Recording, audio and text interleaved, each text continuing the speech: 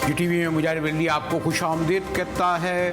और जनरल फैज़ हमीद पिछले 72 घंटों से ख़बरों में हैं और यकीनन आज जब साबिक़ बानी तहरीक वज़ीर आज़म इमरान ख़ान पेश हुए अदालत में, जो अडियाला जेल में पेशी में, तो उस वक्त उन्होंने मीडिया से हस्ब रवायत बात करने की कोशिश की। इस पर कुछ तल्ख़ कलामी भी सुप्रीम जेल से हुई, लेकिन बहरहाल इमरान खान साहब ने, साबिक़ वज़ीर आज़म ने तफसील से बात करते हुए कहा कि मेरा फैज़ हमीद से कोई ताल्लुक़ नहीं है, तफ्तीश फ़ौज का अंदरूनी मामला है और सबका एहतसाब करें। उन्होंने ये भी कहा कि जनरल बाजवा ने शरीफ ख़ानदान के कहने पर जनरल हमीद को अपने ओहदे से हटाया। फिर उन्होंने पंजाब असम्बली के स्पीकर मलिक अहमद खान का कहा कि जो जनरल बाजवा के पास बैठे रहते हैं, 9 मई के हवाले से एक बार फिर खान साहब का कहना था कि इसकी तहक़ीक़ात होनी चाहिए कि 9 मई के प्लान का हिस्सा कौन कौन थे, और उसमें उन्होंने चीफ़ इलेक्शनर कमिश्नर के साथ चीफ़ जस्टिस काजी फ़ाइज़ ईसा का नाम लिया।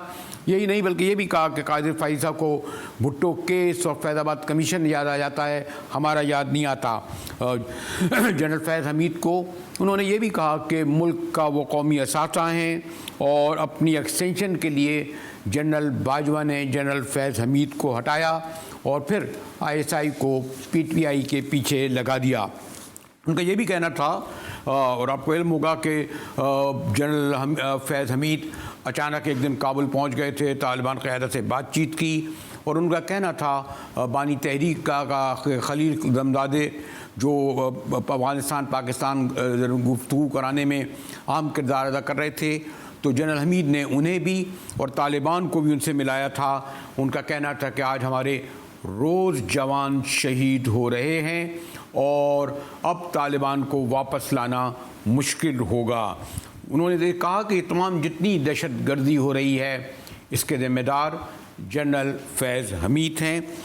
फिर बानी मैंने कहा जैसे कि इस दौरान कोशिश की सुप्रीम जेल ने कि बातचीत ना हो। हमारे साथ उस्मान मुग़ल हैं, चंद सहाफ़ी जिनको इजाज़त होती है कि वो तफ्तीश के दौरान अडियाला जेल हों, उसमें उस्मान खालिद थे, पहले भी हम उनसे रिपोर्ट देते रहे।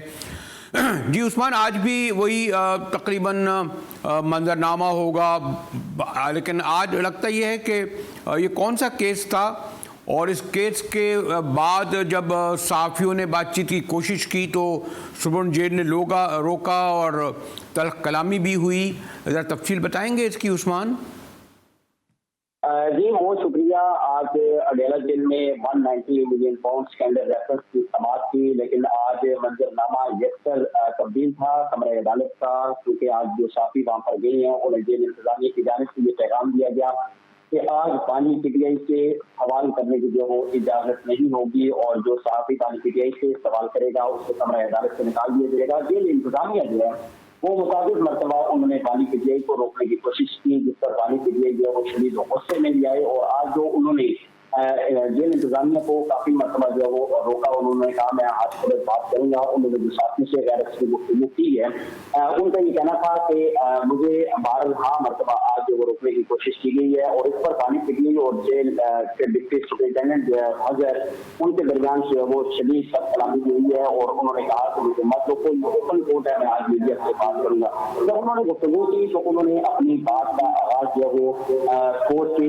जो होने वाले अमल है उससे उन्होंने शुरू की, और उनका ये कहना था कि कोर्ट एक्सेप्टेड फौज ने इंटरनल अकाउंटेबिलिटी का जो प्रोसेस है वो शुरू किया है और ये सबके लिए होना चाहिए। और इस पर उन्होंने कहा कि उस्मान जरा ये बताइए कि आपने पिछली बार जिस केस के हवाले से कहा था कि ये भी बताया था कि नीली शर्ट पहने हुए थे, रिलैक्स थे, आज जनरल फैज़ हमीद की जो खबरें आई हैं उसके बाद आपको लगा कि बानी तहरीक जो है कुछ डिस्टर्ब लगे और वो कुछ हिचकिचाए इनके हवाले जवाब देने में, या नहीं उन्होंने हस्ब रवायत उसी तरह गुफ्तगू की जिस तरह पहले करते रहे हैं? उस्मान जी बिल्कुल, बानी PTI ने हस्ब मामूल आज वो गुफ्तगू की है। किसी जगह में ऐसा नहीं लगा कि बानी PTI गिरफ्तारी पर काफी ज्यादा परेशान है या उनकी परेशानी पर ज्यादा या नहीं थी। थी और उन्होंने फैज हमीद की आज वो कमरा अदालत से तारीफ की। उन्होंने कहा कि मैं जनरल फैज को वहाँ से हटाना नहीं कर रहा था, लेकिन जो बाजवा थे वो अपनी एक्सटेंशन के लिए उन्होंने मेरी अपॉइंटमेंट दिलाई और नवाज शरीफ और शहबाज शरीफ की ये शर्त थी कि फैज हमीद को हटाया जाए और हमीद को मैं अपने हाथ नहीं था जनरल बाजवा उन्हें हटाना चाहते थे, जिस पर मेरी उनके साथ शरीफ और सलामी हुई और हमारे मुलाकात का आगाज उसी जगह से हुआ जहाँ पर मैंने फैज हमीद को हटाने से उनको मना किया था और उन्होंने कहा कि आईबी की रिपोर्ट्स मौजूद है। वो नहीं वो उस्मान वो तफसील आ चुकी है, लेकिन आज 9 मई के हवाले से फिर बानी तहरीक ने ये कहा कि ये लंदन प्लान था और ख़ास तौर पर इसमें चीफ इलेक्शन कमिश्नर और चीफ जस्टिस काजी फायद ईसा का भी नाम लिया काफ़ी ज़ोर देकर। ये भी एक ज़रा सा हटके बात है ना उस्मान? जी बिल्कुल, क्योंकि हमने देखा कि गुज़श्ता 3 समातों से माली PTI chief election commissioner chief justice Farooq Khan और chief justice Islamabad high court Aamir Farooq पर जो वो संगीन इल्जाम आयद करते रहे हैं और उन्होंने अपनी बुकला टीम को भी ये हदायत दी है कि चीफ जस्टिस फारूक खान और chief justice Islamabad high court के खिलाफ अदम एतमाद के जो रेफरेंस है उसको फाइल किया जाए। और आज भी उन्होंने यही गुफ्तगू की। उन्होंने कहा कि ये तीनों जो है ये लंदन प्लान का हिस्सा है और काजी फायद ईसा को फैजलाबाद कमीशन और फोटो का केस याद आ गया, लेकिन हमारी जो पिटीशन है और जो इंसानी हकूक की संगीन खिलाफ वर्जियों से मुतालिक हमारी 25 मई की जो पिटीशन है वो इस वक्त सुप्रीम कोर्ट के अंदर। अच्छा उस्मान आप ये जरा मुझे बताइए कि आप बाकायदगी से पिछली बार भी थे, अब भी थे, तो आजकल ये अडयाला जेल में कमोबेश क्या हफ्ते में 1 बार, हफ्ते में 2 बार या और आइंदा कितनी ये जो समातें होती हैं, केसेस होते हैं, ये ज़रा मुझे क्विक बताइए और कितनी देर चलते हैं, वक्फा कितना होता है? जी देखिए, हमने चूँकि गुज़श्ता 13-14 माह हो गए हैं कि हम मुसलसल अडयाला जेल कवर कर रहे हैं, लेकिन ये जो पिछले 4-5 माह गुजरे हैं इसमें हमने देखा कि काबिल अदालत की जानिब से कुछ ज़्यादा तारीखें जो नहीं दी गई और अब चूंकि आज समाप्त हुई है तो मजीद 2 दिन के बाद दोबारा समाप्त होगी और ये समाप्त जो है वो 6 से 7 घंटों तक जो है वो मुफीद होती है और उस पर जो है 2 मरतबा 10-10 मिनट का जो वक्फा है वो किया जाता है। और चूंकि आज 90 मिलियन पाउंड स्कैंडल में जो मैच के आखिरी गवाह हैं जो रेफरेंस के आई हैं डिप्टी डायरेक्टर मियां उमर नदीम, उनके बयान पर जरा मुकम्मल होनी थी, लेकिन ये 5वीं मरतबा है कि उनके बयान पर जरा मुकम्मल नहीं हो सके। बिलाखिर समाज जो उस्मान एक और खबर भी आई है कि जो साबिका सुप्रीम जेल थे उनके बारे में कहा गया कि उन्हें गिरफ्तार किया गया है, हटा दिया गया है और वो जो है यानी सहूलतकारी करते थे, तो जो उनके ज़माने में और अब जो मौजूदा हैं क्या फ़र्क नज़र आ रहा है? क्या वाकई कुछ ऐसा था कि अब ज़रा सख्ती ज़्यादा है जब आप लोग जाते हैं और मिलने वालों पे सख्ती ज़्यादा है? क्या फ़र्क है जो साबिक सुप्रीम जेल जिनके बारे में कहा जा रहा था कि वो शामिल थे सहूलतकारी में? जी देखें, अडयाला जेल के डिप्टी सुपरिटेंडेंट है मोहम्मद अकरम और इनका यहाँ पर तबादला किया गया था 20 जून को और 23 जून को ये वापस दूसरी जगह पर आ गए क्योंकि 20 जून को इनको हदायत दी गई थी, नोटिफिकेशन जारी हुआ था कि ये लाहौर रिपोर्ट करें फौरी तौर पर और यहाँ से उन्हें हटा दिया गया था। 3 रोज के बाद दोबारा इनकी इसी मुकाम पर जो तैनाती हुई और मजबूरी तौर पर अगर इनकी सर्विस रिकॉर्ड चेक किया जाए तो 15 से 18 बरस के लिए अडयाला जेल के अंदर जो मुख्तलिफ अदवार में गुजर चुके हैं, इन पर अख्तियारात से तजावुज़ करने, बानी पीटीआई के लिए सहूलत फराहम करने और दीगर जो इल्जाम है वो शराइत किए गए थे और उसकी बाकायदा तौर पर जो वो तहकीकात शुरू की गई थी। इनके कब्जे से मोबाइल फ़ोन बरामद किया गया था। उस मोबाइल फ़ोन में 2 जो व्हाट्सएप ग्रुप थे वो बरामद हुए थे और उस मोबाइल फ़ोन के अंदर गैर मुल्की सिम जो है वो इस्तेमाल की जा रही थी। 3 सिम जो वो बरामद की गई हैं। ठीक है उस्मान खालिद, शुक्रिया उस्मान खालिद। जो आज की जब बानी तहरीक कहते हैं जी तलकलामी भी हुई इनकी सुप्रीम जेल से और उन्होंने बातचीत करी और आज बातचीत का महवर उनका जनरल फैज़ हमीद की गिरफ़्तारी और उस हवाले से उन्होंने एक बार खुलकर जनरल बाजवा को दहशतगर्दी का भी जिम्मेदार ठहराया, चीफ इलेक्शन कमिश्नर और चीफ जस्टिस का भी नाम लेकर कहा। यकीनन वो आपको इल्म है पॉलिटिशियंस हो गए हैं और वो अपनी हर पेशी को अपने पॉलिटिकल मौक़िफ़ से, आजकल इंटरनेट भी ज़रा सुस्त हो गया है, रफ्तार हो गया है, उसको भरपूर तौर पर इस्तेमाल करते हैं। फैज़ हमीद की गिरफ़्तारी की बाज़गश्त न सिर्फ सुनाई दे रही है, बल्कि आज ये भी कहा गया कि 3 मज़ीद अफसरान गिरफ्तार हुए, बल्कि उनके साथ और अभी कुछ अफसरान हैं जिनके बारे में तफ्तीश जारी है। गुफ्तगू करेंगे एक ब्रेक के बाद, हमारे साथ रहिएगा।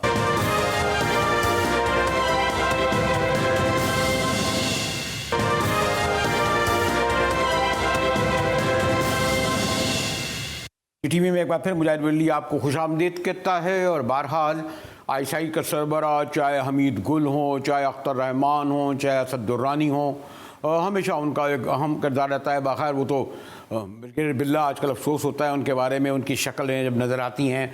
मेजर आमिर ये भी बड़े मुहिमजू किस्म के अफसरान होते थे और पिछले 4-5 साल से जनरल फैज़ हमीद ख़बरों में थे। कभी काबुल नज़र आते थे, फिर समझा लगा कि दस्ते रास्त हैं बानी तहरीक इंसाफ के, और फिर उनका जिस तरह अंजाम हुआ और फिर आखिर में जिस केस में गिरफ़्तार किए गए, ये 5 साल पुराना करप्शन का केस था। और यूँ कह सकते हैं कि करप्शन के इल्ज़ाम में ये पहले आईएसआई के सरबराह हैं जिन्हें गिरफ़्तार किया गया। गिरफ़्तारियाँ पहले भी मुख्तलिफ साजिश केस हुए, चाहे जनरल अकबर ख़ान ने जो फैज़ साहब के साथ मशहूर ज़माना पिंडी साजिश केस किया था वो भी, फिर अटक जेद भी हुआ, फिर जनरल जावेद अशरफ काजी भी हुए। तो माजी में ये नहीं है कि जो ख़ुद एहतसाबी का अमल है फ़ौज का, उसमें वक्तन फ़वक्तन सीनियर किस्म के लोग भी गिरफ़्तार होते रहे हैं। मेरे साथ मतीन हैदर हैं, सीनियर सहाफ़ी कॉरेस्पॉन्डेंट गैरी नज़र रखते हैं, और फ़ारूक हमीद। पहले क्विक ख़बर मैं मतीन आपसे ले लूँ कि ये जो गिरफ़्तारी हुई है जनरल हमीद की, उसके बाद ये 3 नए नाम आए हैं, ब्रिगेडियर गफ़्फ़ार और कर्नल आसिम अली। लेकिन साथ में ये भी कहा गया कि इनके साथियों की भी से तफ्तीश की जा रही है। तो इससे लगता यह है कि ये तादाद ज़्यादा है। मतीन हैदर जी प्रेलवी साहब, बहुत शुक्रिया। बिस्मिल्लाहिर्रहमानिर्रहीम। बिल्कुल ये तादाद जो है वो खासी ज़्यादा है। सबसे पहले तो जिस तरह आपने ओपनिंग में कहा कि साबिक DG ISI lieutenant general retired Faiz Hameed की गिरफ्तारी खुद एक इंतहाई अहम डेवलपमेंट थी गुज़िश्ता हफ्ते की, और आज की जो गिरफ्तारियां 2 ब्रिगेडियर्स और एक रिटायर्ड कर्नल की बहुत आम तरीन है पाकिस्तान की, जिसे कहते हैं सियासत में टर्निंग पॉइंट्स हैं। और आपने बड़े बड़े साबिक जनरलों के नाम लिए। आज की जो ये तमाम अरेस्ट हैं और ये तो जो तमाम वाक़े, इसमें ये 2 चीज़ें बहुत क्लियर हैं। एक तो पाकिस्तान आर्मी ने क्लियर कर दिया कि आर्मी एक्ट की यानी वो लॉ जो पाकिस्तान आर्म फोर्सेस को रेगुलेट करता है, उसकी खिलाफ वर्जी की जा रही थी और वो उसके ऊपर कोई कंप्रोमाइज नहीं होगा। दूसरा, पाकिस्तान आर्मी का जो इंस्टीट्यूशन है, इसकी जो डिसिप्लिन है, इसकी जो इंटेग्रिटी है, इसका जो ऑनर है, इसकी जो प्रोफेशनल कॉम्पिटेंस है, उसके ऊपर कोई आंच नहीं आने दी जाएगी। और आज आपने देखा कि आज जो है एक स्टेटमेंट सुबह जारी, बेसिकली वो गुज़िश्ता रात का था, जिसमें मौजूदा आर्मी चीफ, साबिक आर्मी चीफ्स और वॉर वेटरन्स और एक्स सीनियर ऑफिसर्स के साथ मिले। वो भी एक जामे प्रेस रिलीज था जिसके अंदर बहुत सारी चीज़ों का जिक्र था कि पाकिस्तान को किस तरह इंटरनली और एक्सटर्नली कौन सी थ्रेट्स हैं, डिजिटल टेररिस्ट हैं, मुल्क को अदम इस्तेहकाम करने की कोशिश की जा रही है। तो ये तो सबसे पहले गुज़िश्ता शब आर्मी चीफ ने 2 अहम तरीन साबिक जो चीफ्स हैं, जनरल इशफाक परवेज कियानी और उनके साथ जनरल राहिल शरीफ, जिनका पाकिस्तान की अंदरूनी सिक्योरिटी की सूरत हाल, सियासी हालात के अंदर उनका भी बड़ा मतीन यहाँ तक आए तो मैं ज़रा ब्रिगेडियर हमीद को शामिल गुफ्तगू करूँगा। ब्रिगेडियर साहब, पास में फौज का यानी भुट्टो साहब से भी टकराव रहा, आपने देखा। उन्हें तो खैर जो भी हुआ वो एक अलग केस है, लेकिन भुट्टो साहब का कोई ताल्लुक़ जो उनके जाने के बाद किसी इस तरह का नहीं हुआ कि किसी और से था। नवाज़ शरीफ वगैरह के साथ और शहबाज शरीफ या बेनज़ीर भुट्टो, यानी गालिबन ये बानी तहरीक इंसाफ पहले सियासी रहनुमा हैं या उनकी जमात है जिसका बराह रास्त ताल्लुक़ बताया जा रहा है आईएसआई के सरबराह से और निचले दर्जन के भी कुछ अफसरान से।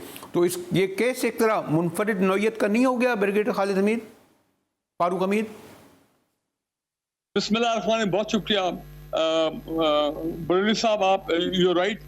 ये बड़ा यूनिक केस हो गया है इन द सेंस के देखें, हम इमरान खान के दौर में हम ये बहुत ज़्यादा इसको हमने ऑब्जर्व किया कि जनरल फैज़ हमीद एज DGI से बहुत ज़्यादा लाइमलाइट में आ गए थे और तासुर ये दिया जा रहा था from the prime minister office and of course ISI की उनके उस दौर में कि he is very close to prime minister Imran Khan और कई दिन में कई दफ़ा मुलाकातें हो रही हैं, अखबारों में बड़ी फुल पेज की तस्वीरें छप रही हैं, कलर्ड फोटोग्राफ्स। तो कोई हमने इतराज़ भी किया कि यार ये ठीक बात नहीं है, इतना ज़्यादा एक्सपोजर पब्लिक जो है वो इज नॉट गुड, ये कई दफ़ा बाउंस बैक भी करता है, it can be counter productive also.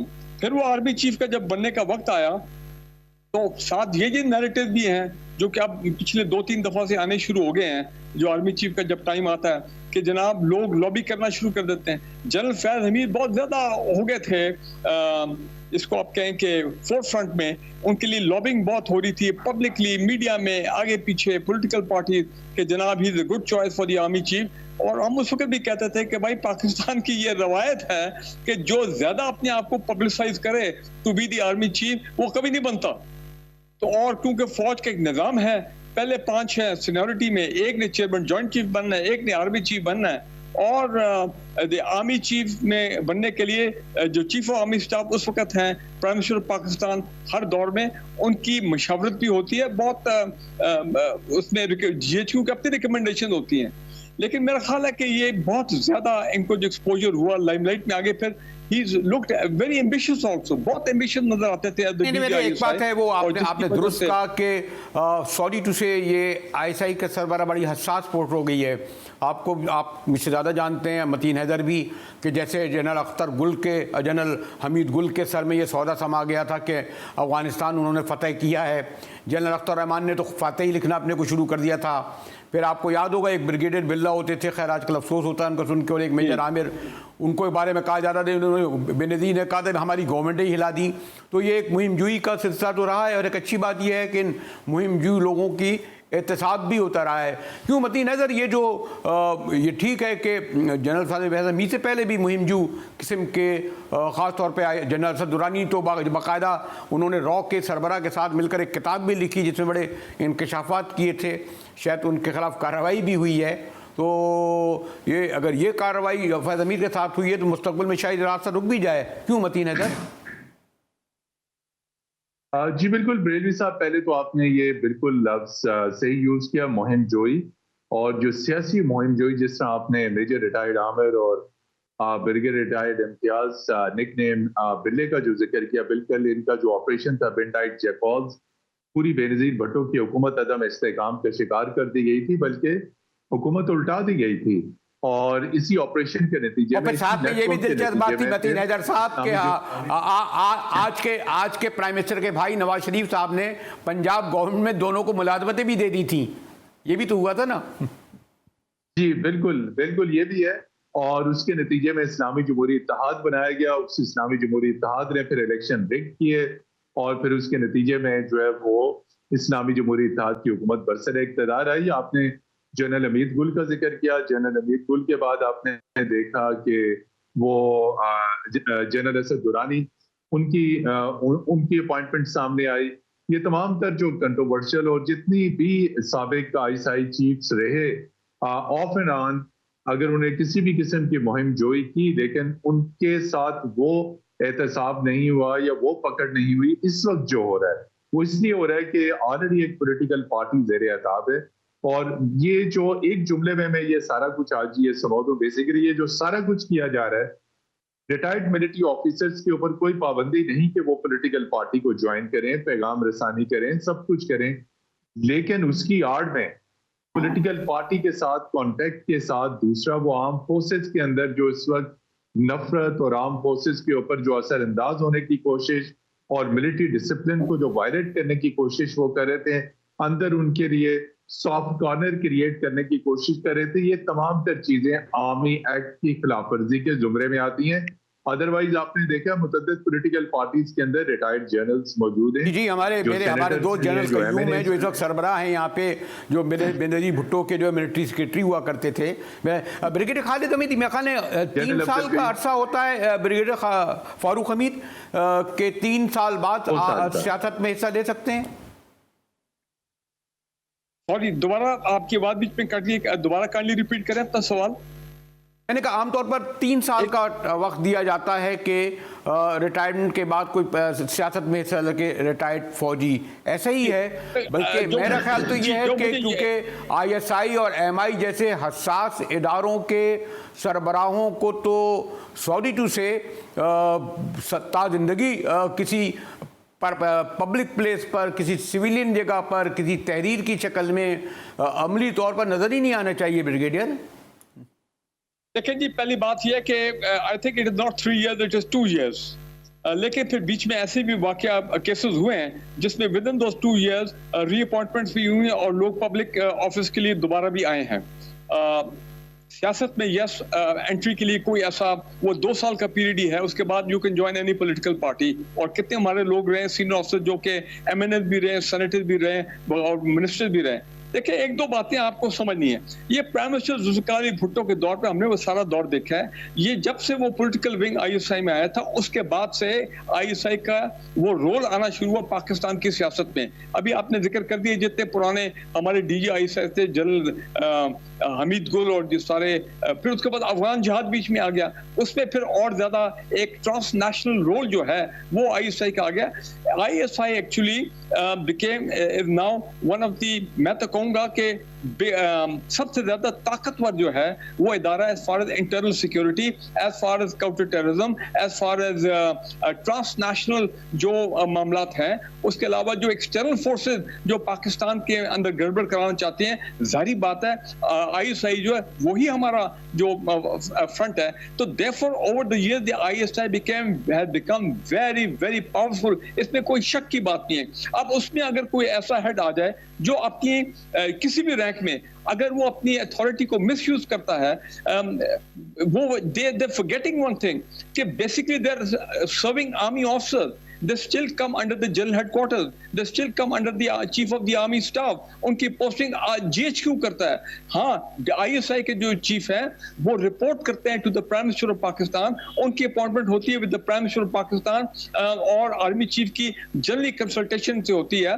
तो ये नहीं समझना चाहिए कि जब आप डीजी आईएसआई बन जाएं जनाब अब आप तो आर्मी चीफ को भी आपने रेलीगेट कर दिया। यूर ऑल इन ऑल, मैं समझता हूं ब्रिगेडियर आपने अपना मौका रख दिया, लेकिन मैं बस कंक्लूडिंग वर्ड चाहूंगा कि इसका मतलब ये हुआ कि मतीन हैदर साहब, एक बात है कि हम खुलकर बात भी कर रहे हैं कि आर्मी इंस्टीट्यूशन रिविजिट कर रही है कि उनके जो ख़ास तौर पर इंटेलिजेंस के सरबराह अपने को बालातर समझने लगते हैं, बाईपास करते हैं इलेक्टेड गवर्नमेंट को भी और इवन आर्मी चीफ को भी। मतीन हैदर,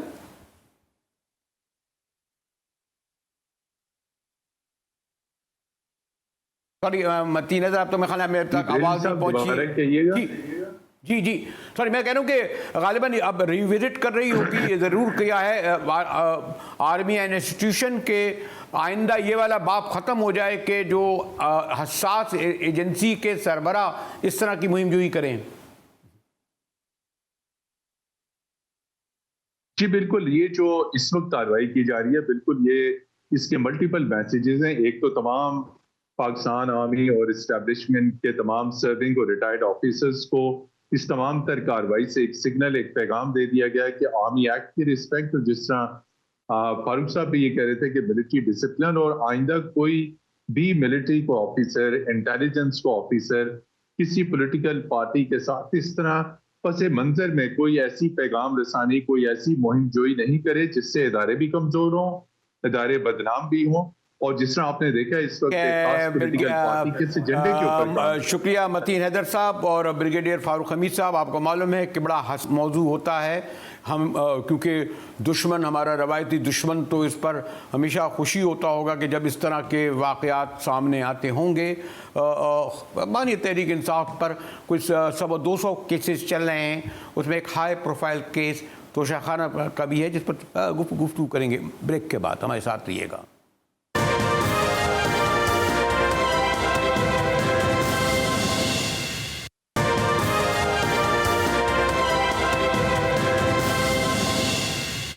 GTV में मुजाहिद वली आपको एक बार फिर खुश आमदीद कहता है। बानी तहरीक इंसाफ पर कमोवेश 200 से ज़ायद केस हैं, उनमें बहरहाल तोशाखाना केस भी बहुत अहम है, लेकिन एक 190 मिलियन का अलकाद ट्रस्ट का केस है, इसमें बहरिया के सरबरा भी इन्वॉल्व थे, बाकी और केस भी। हमारे साथ फैसल अब्बास मौजूद हैं।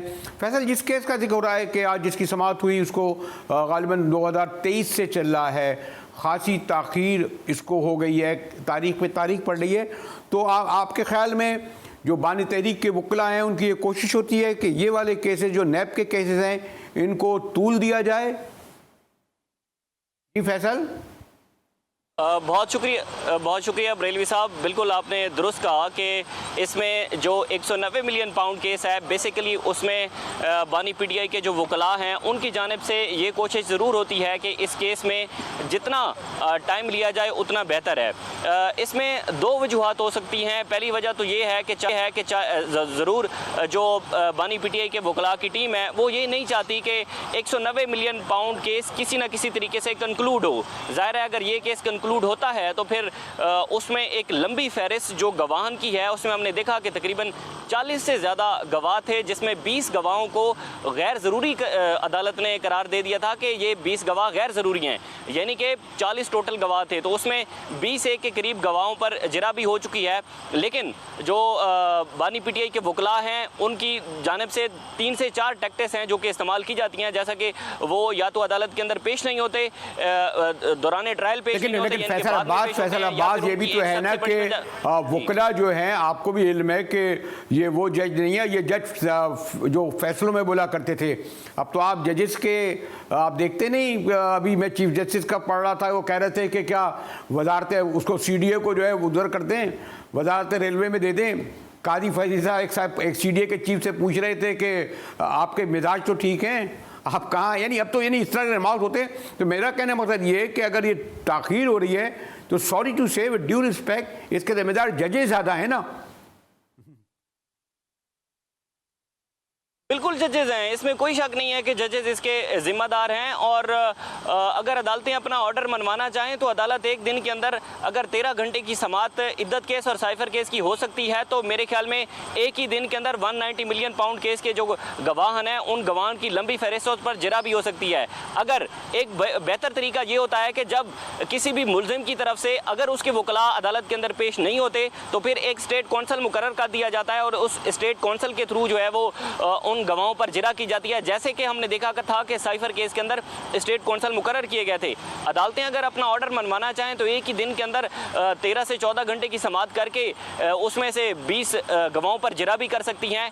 190 मिलियन पाउंड, चूंकि ये एक करप्शन का केस है बानी पीटीआई के खिलाफ, इसमें और भी बहुत सारे मुलजमान हैं और इसी से रिलेटेड आज चीफ जस्टिस काजी फायज ईसा ने एक वाइल्ड लाइफ के केस के अंदर ये रिमार्क्स दिए हैं कि 190 मिलियन पाउंड लोग यहाँ पर खा जाते हैं, यानी कि उन्होंने ये लफ्ज़ इस्तेमाल किए। हालांकि केस दौरान ट्रायल है वहाँ पर, लेकिन उसमें दिक्कत ये ज़रूर पेश हो सकती है कि चूंकि गवाहान ज़्यादा हैं, गवाहान पर जिरा करना एक एक के ऊपर वो थोड़ा डिले हो सकता है। लेकिन बानी पीटीआई के जो वकला हैं उनकी भरपूर कोशिश है कि ये केस फैसल अब्बास, जैसे फैसल अब्बास कह रहे थे कि ये सारे ऐसे केसेस हैं जिनमें क्योंकि इतनी बड़ी तादाद में गवाह होते हैं जिन पर जिरा वक्त से मुकर्रर पर नहीं होती। ये 190 मिलियन पाउंड का केस भी ऐसा है जिसमें ताख़ीर हो रही है। खैर, अगर चीफ जस्टिस कादी फायज साहब, आप तो भुट्टो साहब का भी केस सुन सकते हैं जिसको दाखिले दफ्तर हुए 4 दहाई से ज़्यादा हो चुकी थी। इसी के साथ ही GTV से मुजाहिद वली को इजाज़त दीजिए।